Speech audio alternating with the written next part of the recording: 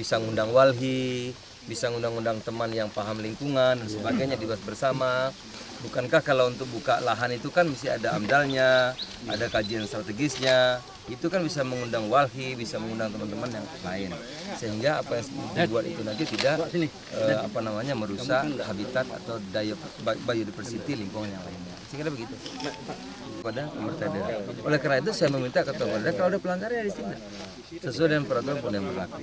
Artinya diselesaikan oleh pemerintah daerah, Pak? Bukan diselesaikan, memang itu tugasnya pemerintah daerah, bukan kewenangan saya. Jadi 85% itu kewenangan itu pemerintah daerah, bupati. Saya nggak sampai kemari, nggak sampai. Izinnya bukan kita, pengelola bukan kita, ini pemerintah daerah 100%. Kewenangannya ada di 100% di sana. Iya, oleh karena itu kita minta pemerintah daerah betul-betul bisa kalau yang melanggar ya ditindak. Jangan tadi malah ngeluh gitu. Pak ini ada yang nggak izin Pak, tapi sudah lah itu ngeluh.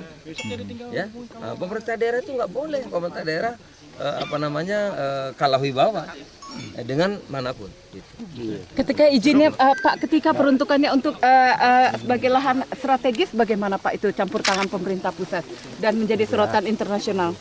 Ya ini kan rawa tripa tadi habitat orang hutan dari di sini. Ini area pengguna lain. Jadi sekali lagi kewenangannya bupati. Kalau ini mau diusulkan dirubah bisa saja. Bisa diusulkan oleh bupati